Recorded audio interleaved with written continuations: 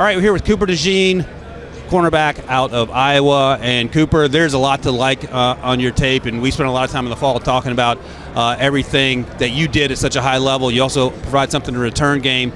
A couple questions. You had the leg injury. Where are you at on that? And the other question I want to ask before Rick asks you is, have you had any conversations with teams about doing something other than cornerback, maybe splitting your time between cornerback and safety once you get to the NFL? Yeah, so I injured my leg, my fibula. I fractured my fibula mid-November. Had surgery a couple days later, and I've been rehabbing ever since. Everything's going as planned. I just started running a week ago, full speed. Oh, great. So that's been good. As far as the position talk, throughout this week, there's been multiple teams who I've talked to have, asked me, what I prefer. And I believe I can play corner. I feel like I have the speed and size to do so, and strength. But I also understand with my athleticism, I can play multiple different positions in the back end, and that's been in conversation as well, as I've talked to teams. So as you're talking to these teams, and they say corner or safety, you definitely want to, in your mind, walk in day one and line me up at corner. I mean, I feel like I can play there. Yeah.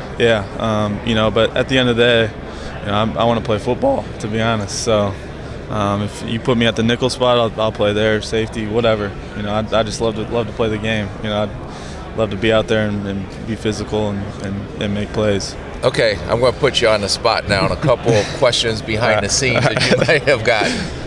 One, and I know is that you guys have always been a tremendous defensive team, and you've had some struggles on offense, and that could potentially happen in the NFL.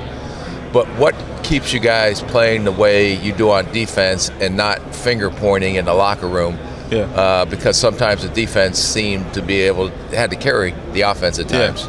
Yeah. I feel like our coaches did a good job of keeping us all together, for sure.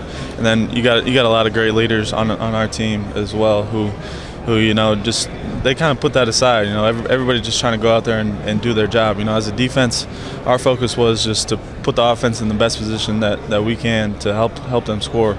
So our job is to go out there and get stops and not let the other team score points. If they don't score points, so we're in a good position to win the game.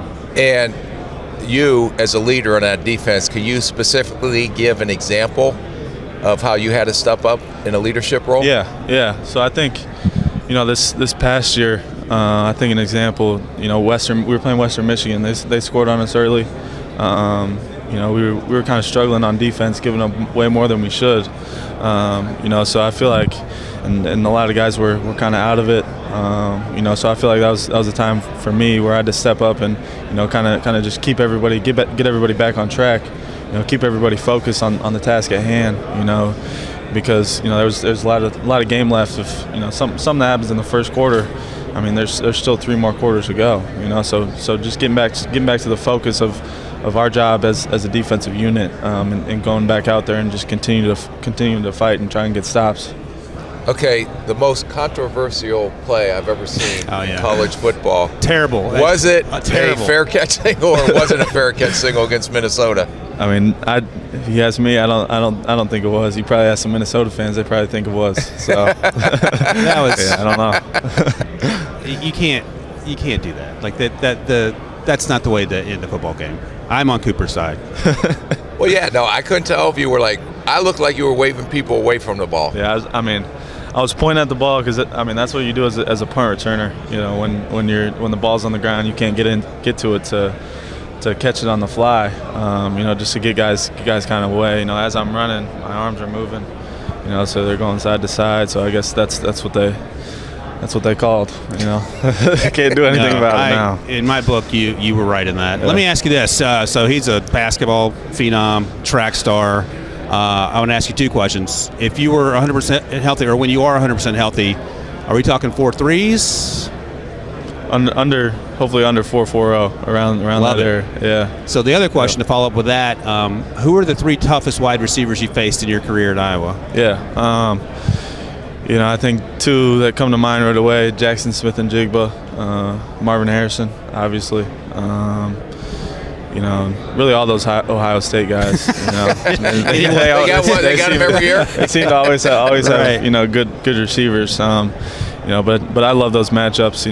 Going against good receivers. Being able to challenge yourself. It's a lot of fun. And that's the thing about Cooper. He's so physical. He's not. You have to worry about him being undersized or needing to add weight. I think he's exactly where you want him to be physically, right? Yeah, no, and that's the one other question I wanted to ask you, and I'm sure you're getting asked this in some of the meetings with the teams, is as you prepare and you're going to be playing against the Marvin Harrison or Jackson Smith and Jigba or a top receiver, what do you do? I know you put in a game plan and all that stuff, but what extra do you do to make sure you understand the type of receiver that you're going to have to go up against? Yeah, you really gotta go back and look at their targets and what they do well, on those plays especially, and look how they're used, within their offense as well. The different splits they take, the routes they run based on certain splits, any type of stance tips that they may give away, different formations, tendencies within the field zones. So all that stuff kind of comes into play, when you're studying a receiver and the whole offense as well. All right, we'll get you out on some easy questions here. Who's your football GOAT? GOAT? Tom Brady. But I think Patrick Mahomes is right on his hip right now. Answers. All right, I'm going to have you build the ultimate cornerback or safety, ultimate defensive back. I'm going to give you a category. You tell me the first player, past or present, that comes to mind. All right. Size. Pat Surtain. That's a good one. Yeah. Original Pat Surtain or Pat Surtain Jr.? The one that's playing right now, Junior. Yeah. I believe He's Junior. bigger than his dad, right? Yes. Yeah. Okay. Yeah. You had his dad? Yes. Okay. Miami. Yeah. All right. Speed. Tariq Woolen. That's a good corner one. from Seattle. Yeah. Strength. Jalen Ramsey. That was mine. Yep. So I like that, Rick. Ball hawking.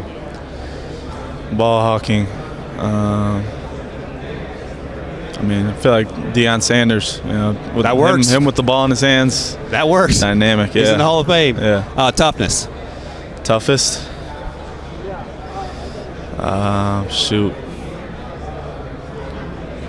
It's got to be all corners. Safeties. You can double up if you need to. Whatever you think. I'll go with Buda Baker. That's a good call. Yep. And finally, football IQ.